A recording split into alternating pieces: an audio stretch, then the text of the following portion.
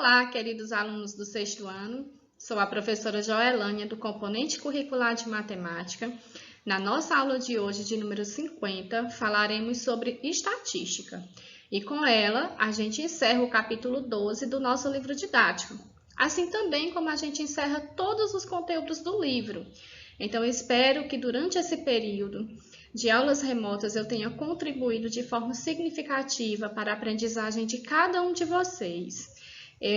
Na nossa aula de hoje, também eu conto com a atenção de cada um para que a gente tenha uma boa aprendizagem. Então, a estatística é o ramo da matemática que envolve a coleta e a organização de dados referentes a diversos fenômenos, para depois analisá-los e interpretá-los. As tabelas e os gráficos que encontramos nos meios de comunicação, como jornais e revistas, resultam do processo estatístico, que, em geral, é realizado em várias etapas, como coleta dos dados, organização dos dados e depois a exposição dos dados em tabelas e ou gráficos. O processo estatístico. Acompanhe a situação a seguir, que traz um exemplo da aplicação do processo estatístico. Então, vejam só. Joana resolveu fazer uma pesquisa sobre a quantidade de água que é gasta em um banho de chuveiro, depois de ler a seguinte notícia. Cerca de 70% da superfície da Terra é coberta por água.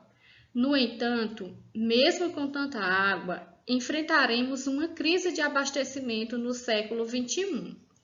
Por volta de 2050, estima-se que quase 50% da população mundial não terá água suficiente para o consumo. Então, aqui foram os dados obtidos por meio desse acesso aqui e, através desses dados, nós vamos acompanhar os passos da pesquisa de Joana. Primeiro passo, coleta de dados. Antes de iniciar a coleta de dados, Joana pesquisou a quantidade de água que é gasta em um banho de chuveiro elétrico de 15 minutos e constatou que são gastos 45 litros de água. Ela continuou a pesquisa e descobriu que o ideal é tomar banho em 5 minutos, pois o gasto se reduz a 15 litros de água. Com base nessas informações, ela entrevistou seus colegas de turma, coletando as seguintes informações: nome e quantos minutos demora no banho. Após encerrar as entrevistas, Joana inseriu os dados coletados em uma planilha eletrônica. Veja ao lado. Então, aqui está o nome de todos os seus colegas de turma e aqui está em minutos o tempo que cada um leva ao tomar o banho. Então, após o primeiro passo, que foi a coleta de dados, nós vamos agora para o segundo passo, que é a organização dos dados. Então, Joana organizou os dados sobre a quantidade de minutos em ordem crescente, ou seja, do que leva menos tempo ao que leva mais tempo ao tomar o banho, utilizando uma função da planilha eletrônica que classifica e organiza automaticamente os dados selecionados de acordo com a necessidade, do maior para o menor ou do menor para o maior. E depois calculou quantos litros cada um gasta no banho. Então, olha só, para preencher os dados referentes ao consumo de água, que está na coluna C, que é essa coluna aqui, Joana sabia que a cada 15 minutos de banho são gastos 45 litros de água, ou seja, a cada 1 minuto são gastos 3 litros de água. Então, vamos observar aqui a planilha. Olha só, aqui na coluna de letra A, tem o nome de todos os seus colegas de turma. Aqui na coluna de letra B, tem em minutos o tempo gasto por cada um ao tomar o banho. Só que agora, esses dados estão organizados em ordem crescente. E aqui na coluna C, tem a quantidade de litros que é gasto por cada um durante o banho. Vamos agora para o terceiro passo, que é a exposição dos dados. Joana montou uma tabela relacionando a quantidade de minutos, a quantidade de pessoas e o total de litros gastos no banho. Assim, pôde comparar e analisar o consumo de todos, tanto dela quanto dos colegas. Então, aqui nós temos a tabela, consumo de água na hora do banho. Na coluna de letra A, nós temos a quantidade de litros. Na coluna de letra B, nós temos a quantidade de pessoas. E na coluna da letra C, nós temos o total de litros gastos. Então, olha só, que gastam 15 litros são 3 pessoas, que somando dá um total de 45 litros. Que gastam 30 litros de água são 8 pessoas, que dá um total de 240 litros. Que gastam 45 litros são 4 pessoas, que dá um total de 180 litros. Que gastam 60 litros são apenas 2 pessoas, que dá um total de 120 litros. Que gastam 75 litros é apenas uma pessoa, portanto, apenas 75 litros no total, né? E que gastam 90 litros são 2 pessoas num total de 180 litros. Então, o total de pessoas entrevistadas foram 20 pessoas e o total de litros gastos foram de 840. Esses foram os dados obtidos na pesquisa de Joana. Joana também construiu o gráfico ao lado, depois de organizar os dados na tabela, usando uma ferramenta da planilha eletrônica. Para isso, selecionou apenas os dados referentes à quantidade de pessoas e à quantidade de litros gastos no banho. Então, aqui está o gráfico, consumo de água na hora do banho. Aqui na horizontal, nós temos a quantidade de litros gastos. E aqui, na vertical, nós temos a quantidade de pessoas. Por exemplo, que gastam 15 litros são 3 pessoas, que gastam 30 litros são 8 pessoas, que gastam 45 litros são 4 pessoas, que gastam 60 litros são 2 pessoas, que gastam 75 litros é apenas uma pessoa e que gastam 90 litros são 2 pessoas. Então, esse é o gráfico que Joana construiu com base na tabela que ela havia feito anteriormente. Com base na tabela e no gráfico, Joana chegou a algumas conclusões. O menor consumo da turma foi de 15 litros gastos no banho. O maior consumo da turma foi de 90 litros. O consumo que apareceu com maior frequência foi de 30 litros. Frequência significa o número de vezes que um dado se repete em uma pesquisa. 3 dos 20 entrevistados, ou seja, 15% deles consomem o ideal, tomando banho por 5 minutos e gastando 15 litros de água. Se cada um dos entrevistados tomar um banho por dia, serão gastos no total 840 litros de água por dia. Então, essas foram as conclusões que Joana chegou na sua pesquisa. Vamos ver um pouco agora sobre gráficos estatísticos. Os gráficos estatísticos são utilizados para apresentar dados, tornando mais fácil e rápida a compreensão do fato em estudo. Na situação anterior, Joana construiu um gráfico estatístico denominado gráfico de barras verticais. A seguir, vamos estudar alguns tipos de gráfico estatístico. Então, vamos ver agora gráfico de segmentos, ou também conhecido como gráfico de linhas. Esse tipo de gráfico é usado para representar a variação de algum fato ao longo do tempo. A floresta amazônica é a maior floresta tropical do mundo, com enorme diversidade de vida animal e vegetal. A derrubada de árvores para o comércio de madeira, na maior parte das vezes feito de forma ilegal, a formação de pastagens para o gado, os garimpos e as atividades de mineração reduzem ano a ano a área coberta pela floresta. Observe no gráfico a seguir a área da floresta devastada ano a ano. Então, vamos ver no gráfico agora. Aqui nós temos um exemplo de gráfico de segmento sobre o desmatamento na Amazônia Legal em quilômetros quadrados. Então, aqui no eixo horizontal ficam os anos em que os dados foram coletados, que foi de 2000 a 2016. E aqui no eixo vertical fica a área desmatada em quilômetros quadrados, que vai de 0 a 30.000. Então, por meio do gráfico de segmento, vocês podem observar que é bem mais visível perceber quando a área desmatada aumentou ou diminuiu. Então, observe que no eixo horizontal ficam os anos em que foram coletados e no eixo vertical fica a área desmatada em cada ano.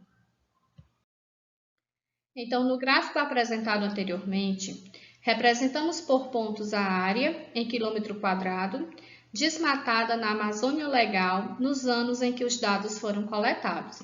Por exemplo, o ponto A indica que, em 2006, foram desmatados 14.286 quilômetros quadrados, enquanto o ponto B indica que, em 2015, o desmatamento foi de 6.207 quilômetros quadrados.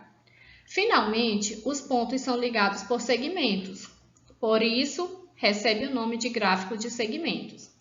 Então, observe aqui um outro exemplo de gráfico de segmento ou gráfico de linhas. Uma locadora de filmes em DVD registrou o número de locações no primeiro semestre do ano de 2008. Os dados foram expressos em um gráfico de segmentos. Então, aqui nós temos os meses, janeiro, fevereiro, março, abril, maio e junho. E aqui o número de filmes locados, como vocês podem ver também. Então, os meses foram colocados aqui no eixo horizontal e o número de filmes locados foi colocado aqui no eixo vertical. Então, com base no gráfico de linhas ou gráfico de segmentos, vocês podem observar o mês que teve o maior número de filmes locados, que foi o mês de janeiro, e o mês que teve o menor número de filmes locados, que foi o mês de março. Agora, sobre o gráfico de barras. Esse tipo de gráfico é utilizado principalmente para comparar informações. Os dados são representados por retângulos. As bases dos retângulos devem ter a mesma largura e as alturas são proporcionais ao valor da frequência que representam. Os retângulos podem estar apoiados tanto no eixo horizontal quanto no eixo vertical. Veja os exemplos a seguir. Então, aqui nós temos um gráfico de barras, onde o tema é sapatos vendidos num dia pela sapataria Uco Caminhante. Aqui no eixo horizontal, nós temos o número em relação ao número de sapatos. E aqui no eixo vertical, nós temos a quantidade de sapatos, que vai de 0 a 10, que é a frequência absoluta. Então, olha só, em relação ao gráfico de barras, primeiramente, o gráfico deve ter um título. Segundo, num dos eixos colocam-se os dados a estudar. Terceiro, no outro eixo colocam-se as frequências absolutas ou relativas. Quarto, as barras devem ter todas a mesma largura. Quinto, o espaço entre as barras deve ser sempre igual. E sexto, o comprimento de cada barra corresponde ao valor da respectiva frequência. Então, aqui no eixo foi colocado o quê? O número de sapatos no eixo horizontal, que foi estudado, e aqui a frequência, não é isso? Vocês podem observar também que as barras, elas são todas com a mesma largura e que a altura de cada um depende da sua frequência, não é isso? Então, aqui nós temos um exemplo sobre gráfico de barras. Então, vamos ver agora sobre gráfico de barras. Aqui nós temos um exemplo em porcentagem de estudantes do 9º ano que consomem alimentos com marcadores de alimentação saudável e não saudável.